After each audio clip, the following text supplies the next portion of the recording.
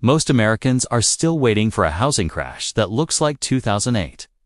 With foreclosures piling up and prices falling off a cliff.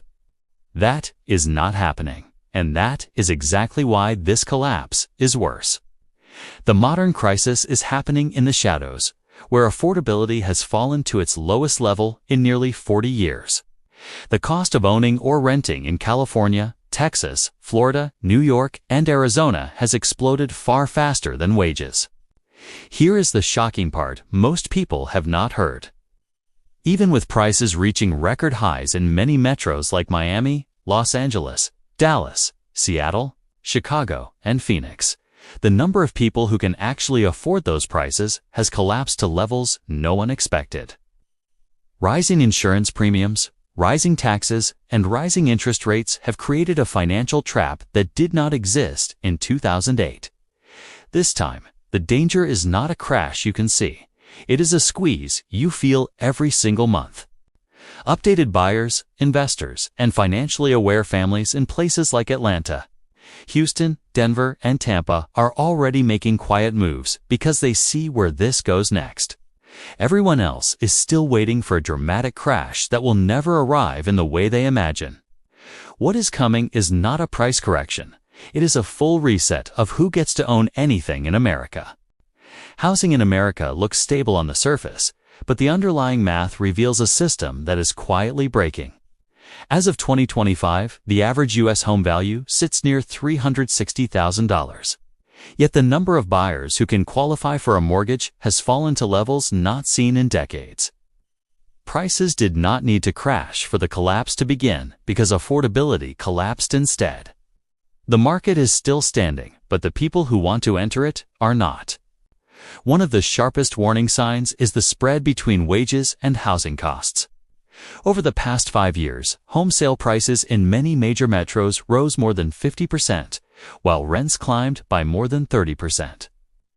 During that same period, wages barely kept pace with inflation, and in many states, wages fell behind entirely. When income stalls, but every housing cost rises, collapse becomes a lived experience, not a theoretical risk. Millions of renters are now officially considered cost-burdened. More than 21 million households pay over 30% of their income just for rent and utilities, a level that would have been unthinkable 2 generations ago.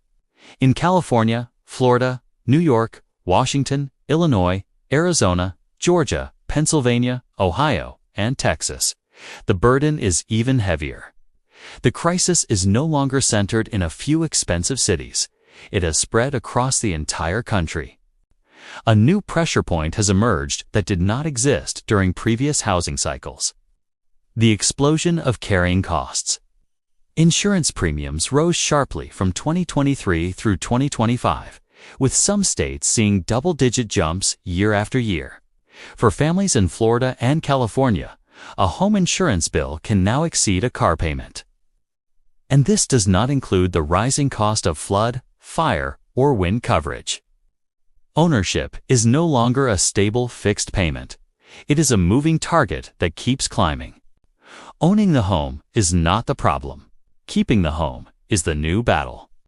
Even in areas where sale prices cooled, such as Miami, Seattle, Dallas, Austin, and Las Vegas, affordability did not improve because mortgage rates, taxes, and insurance erased any potential relief.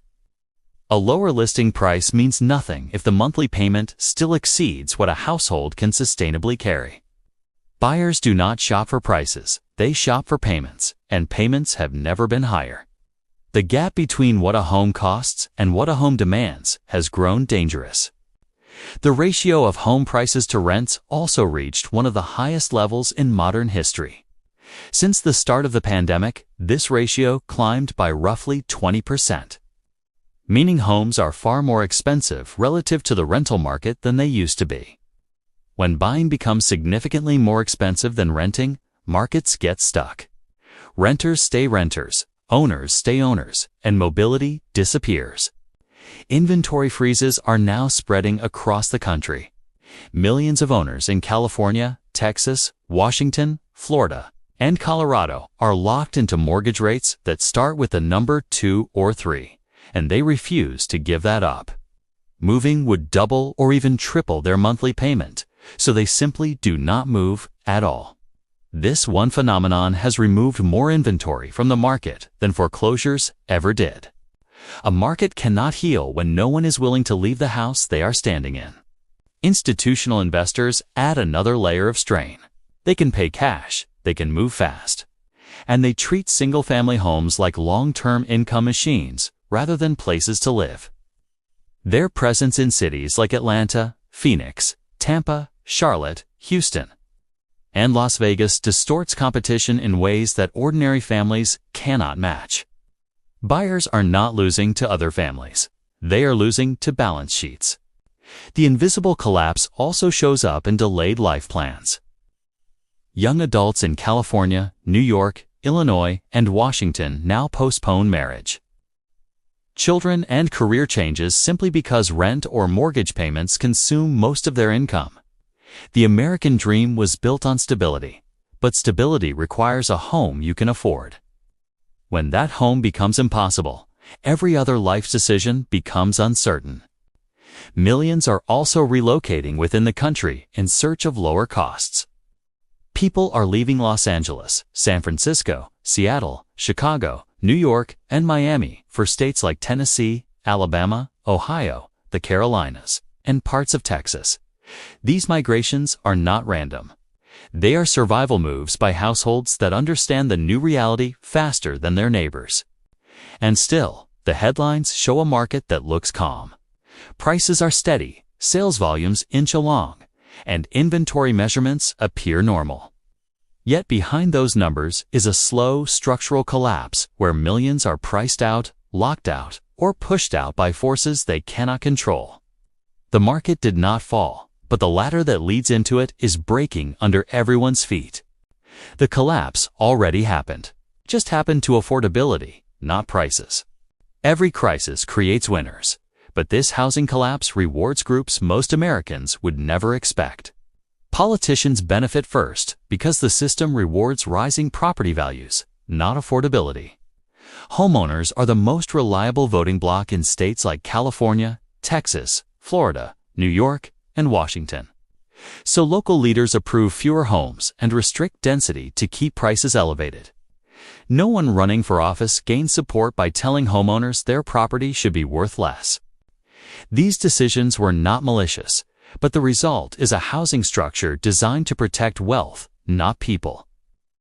Zoning laws written decades ago now function as permanent barriers to supply in Los Angeles, San Diego, Miami, Boston, New York City, Seattle, and Chicago. Once a city locks in low-density rules, prices rise automatically because there is nowhere left to build. Politicians call it preserving neighborhood character, but what they really preserve is neighborhood value. The second group benefiting is the generation that bought homes during the affordable era. Baby boomers secured properties when homes cost 2 or 3 times annual income.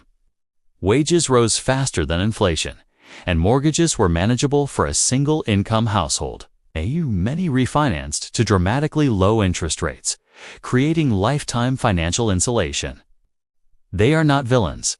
They simply sit in the ideal position while younger generations face an entirely different reality. These owners have no incentive to sell because moving out of a 2% mortgage into a 7% market would destroy their budget. This is why inventory in states like Arizona, Texas, Florida, Washington, and Colorado remains deeply constrained even when demand slows. People do not stay in their homes because they love the floor plan. They stay because leaving their rate would feel like taking a voluntary pay cut. A frozen market benefits those already inside. Wealth transfer amplifies the imbalance even further.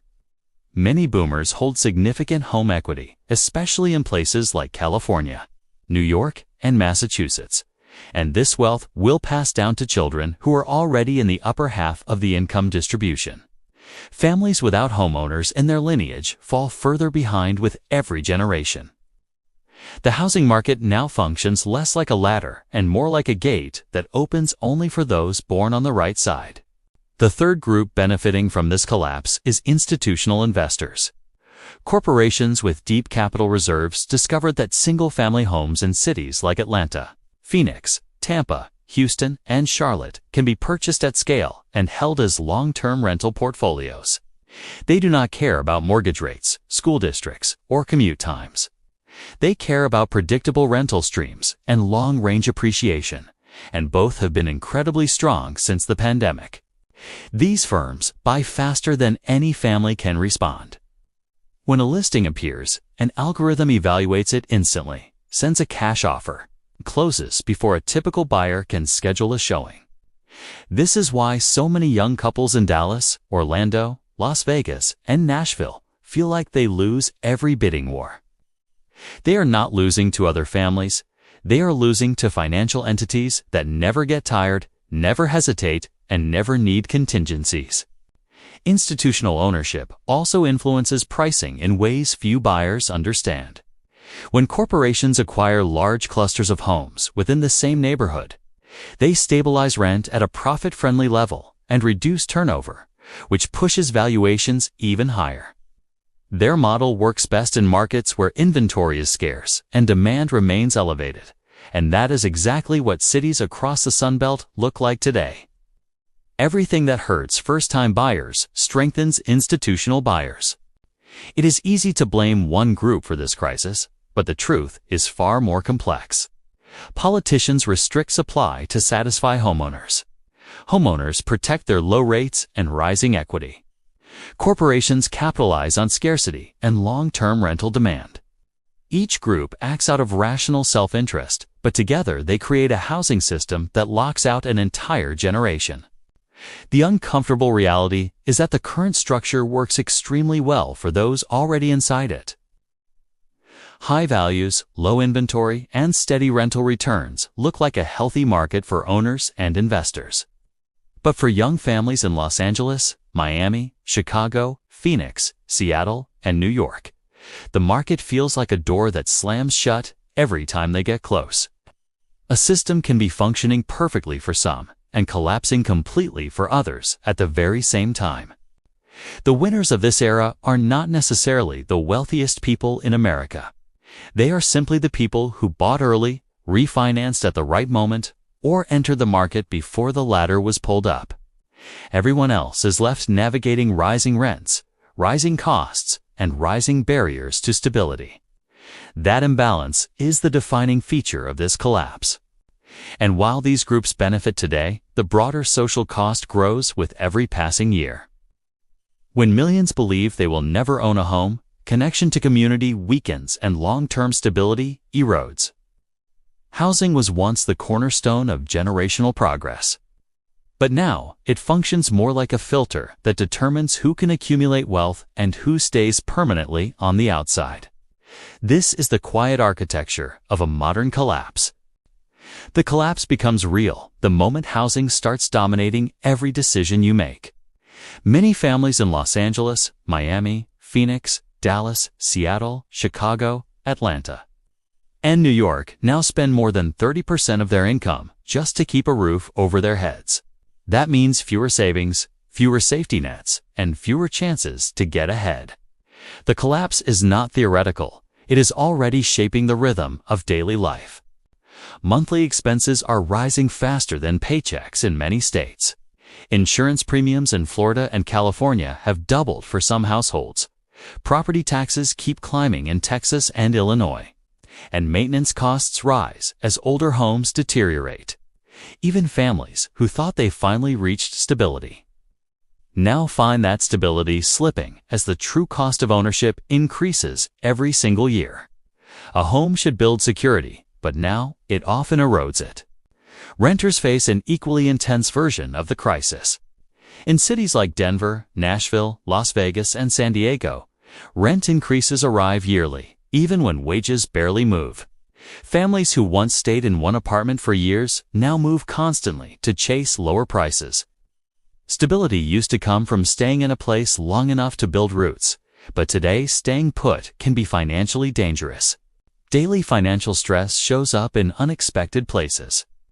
Parents skip vacations, reduce grocery budgets, or delay medical care because the rent or mortgage payment leaves no room for anything else. Younger adults postpone marriage and children because renting feels temporary and buying feels impossible. Life plans get delayed, not because people changed their dreams, but because the housing market changed the rules. A growing number of Americans are turning to multi-generational living. Adult children return home in California, Washington, New York, and Florida because they cannot afford rent without draining their entire paycheck.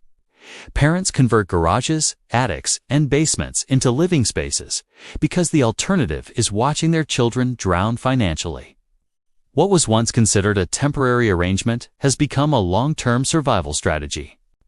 Work decisions are also affected. Many people now take on second jobs or gig work not to build wealth, but simply to cover housing costs. In cities like Houston, Charlotte, Orlando, and Sacramento, a full-time income no longer covers the basics. When housing inflates faster than career growth, hard work stops feeling like a pathway and starts feeling like a treadmill that never slows down. The emotional effects are heavy and long-lasting. People who rent feel trapped because they cannot buy, and people who own feel trapped because they cannot afford to move. This creates a widespread sense of stagnation that touches every demographic. The dream that once promised freedom now feels like a cage with rising monthly payments. Relationships also suffer under the weight of housing pressure.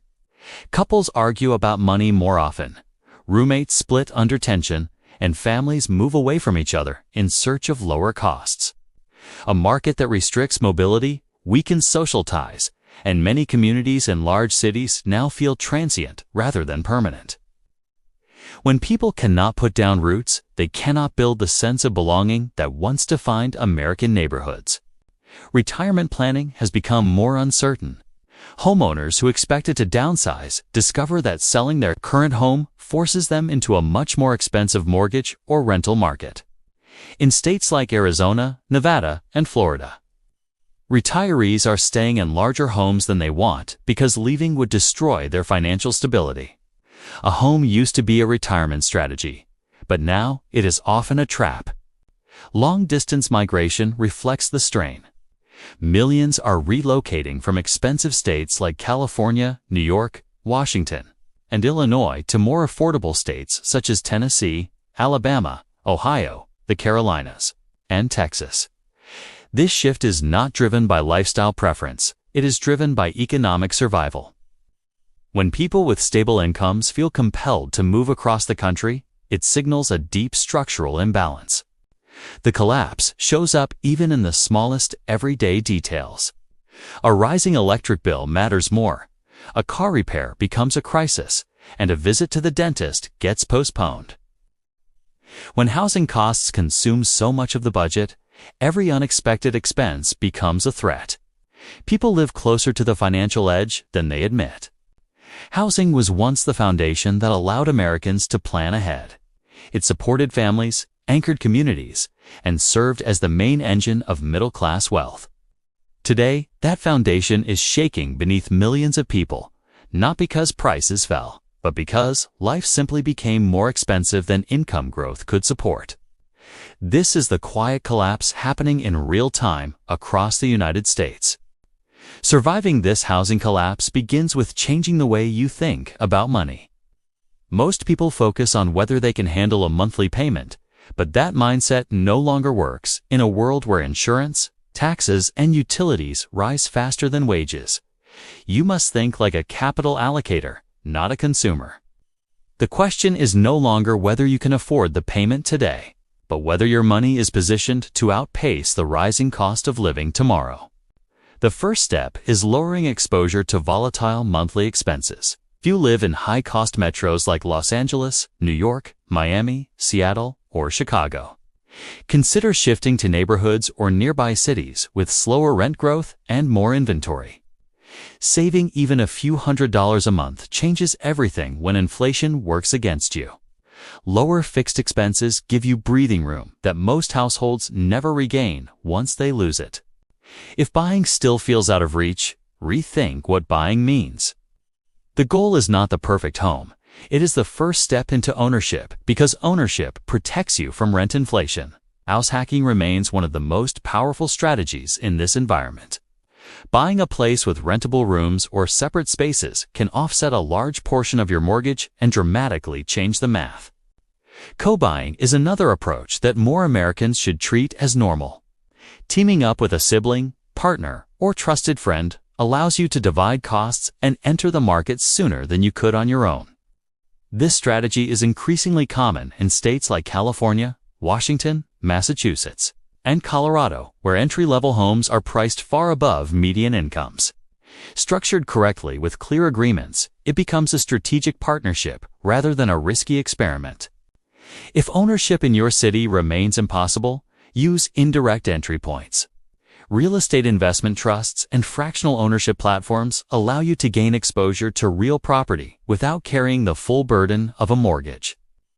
While you cannot live in these assets, they keep your money from losing value and give you a foothold in the housing market.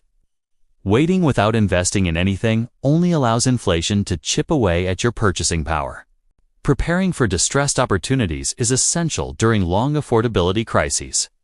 Economic cycles always create moments when strong buyers can act quickly as others fall under financial pressure. A job loss, a divorce, a relocation, or a sudden expense can turn a home into a must-sell situation. And these opportunities appear in every city from Phoenix to Atlanta to Tampa. The key is having cash reserves, strong credit, and a clear understanding of what properties fit your goals. Your credit score matters more now than ever. A higher score lowers the cost of borrowing and gives you access to better loan programs. Pay down revolving balances, avoid unnecessary debt, and keep utilization low. When the right property appears, strong credit is often the deciding factor between winning and missing out. Geographic flexibility is becoming one of the most powerful economic tools available. Many families in California, New York, Washington, and Illinois are discovering that states like Tennessee, Alabama, Ohio, South Carolina, and Texas offer far lower housing costs and better opportunities to build long-term stability. Moving is not a failure. It is a strategic repositioning. You are not abandoning opportunity. You are creating it. Pay close attention to local policy environments. Cities that encourage building more homes tend to show better affordability and more predictable cost patterns. In contrast, cities that restrict supply create conditions where prices stay elevated regardless of market cycles. Align yourself with regions that allow growth rather than regions that fight it. Maintain a strong emergency fund, especially if you own or plan to own property. Housing crises driven by rising expenses can deliver unexpected hits, such as insurance increases, tax reassessments, or urgent repairs. Without savings, one surprise bill can force a sale or push you into long-term debt. A solid emergency buffer protects you from becoming part of the next wave of financial casualties. Be cautious with adjustable rate loans or aggressive leverage strategies. A loan that seems manageable today can become punishing if rates shift or if your income changes. Many households discovered this the hard way in the last 2 years. Stability matters more than maximum buying power when the economy is unpredictable. Do not rely on a single income stream to carry your financial future. Side work, freelance opportunities, and small businesses can provide a critical buffer when living costs rise faster than your main job. Additional income also accelerates savings for down payments and investment. In uncertain times, financial diversification is a form of protection. Study demographic trends in the regions you follow. Areas with strong inbound migration, diverse economies, and active construction pipelines tend to show resilience.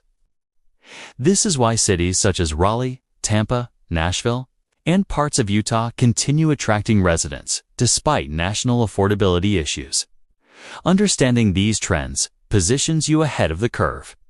Finally, prioritize long-term positioning over short-term emotion.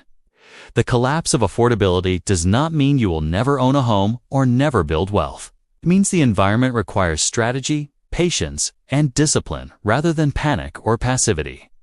The people who adapt are the people who regain control of their financial future. You do not need perfect timing or perfect conditions. You need clarity, preparation, and the willingness to act when opportunities appear. Even in a distorted market, strategic moves can create stability, mobility, and long-term financial protection in a way renting forever cannot.